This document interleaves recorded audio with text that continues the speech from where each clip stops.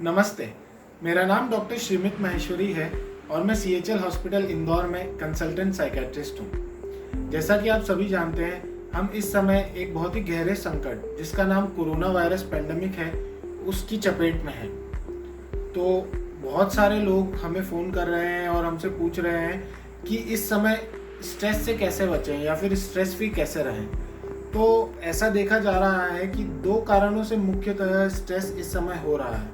पहला कारण तो डायरेक्ट कोरोना वायरस है और उसका डर, जैसे कि कहीं मुझे कोरोना वायरस ना हो जाए, मेरी फैमिली को कोरोना वायरस ना हो जाए, मेरी बिल्डिंग में या कॉलोनी में कोरोना वायरस ना आ जाए तो क्या होगा। यह एक एंजाइटी पैदा हो चुकी है। और दूसरे तरह का स्ट्रेस जो बोर्डम से उत्पन्न हो रहा है या अपनी डेली रूटीन एक्टिविटीज़ के चेंज होने की वजह से उत्पन्न हो रहा है। तो आइए हम जानते हैं कि इन स्ट्रेस से कैसे बचा जाए। पहला स्ट्रेस जिसकी हमने बात की, जो कोरोना वायरस के वजह से उत्पन्न हो रहा है, जिसमें हमें यह डर लग रहा है कि कहीं हमें कोरोना वायरस ना हो जाए, कहीं हम इसकी चपेट में ना आ जाएं।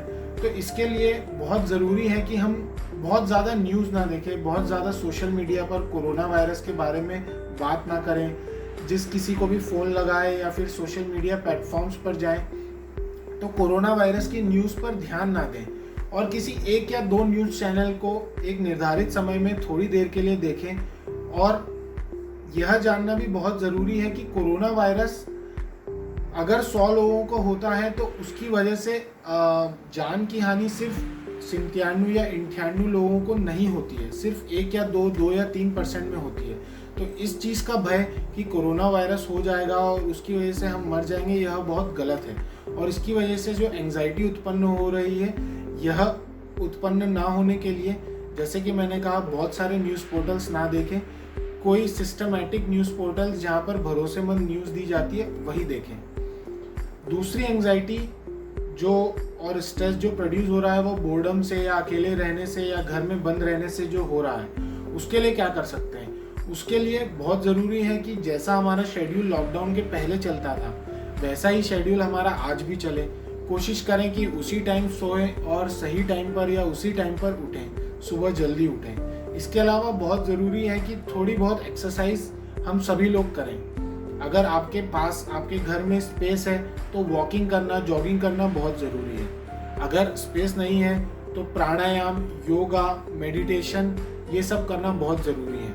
ऑनलाइन इन सभी चीज़ों की क्लासेस अवेलेबल हैं तो ये भी हम कर सकते हैं। इसके अलावा बहुत सारे ऑनलाइन कोर्सेज या फिर ऐसी स्किल्स जो हम डेवलप करके आगे अपने फ्यूचर में अपने आप को मदद कर सकते हैं, जैसे कि कोई नई लैंग्वेज सीखना, कंप्यूटर का कुछ काम सीखना, नए सॉफ्टवेयर्स डेवलपमेंट सीखना या फिर कुछ ऐप्स के माध्यम से नया नॉलेज लेना जिससे हमारी आगे बढ़ोतरी होगी, वह सब सीख सकते हैं। इसके अलावा मैं आपसे निवेदन करता हूँ कि ऐसा क्वालिटी टाइम स्पेंड करने का समय हमें शायद ही मिलेगा अपनी फैमिली के साथ। सो आप सभी से गुजारिश करता हूँ कि स्ट्रेस बस्टर या फिर फैमिली एक बहुत ही अच्छा स्ट्रेस बस्टर है जिसका हम यूज़ कर सकते हैं इस समय में। धन्यवाद।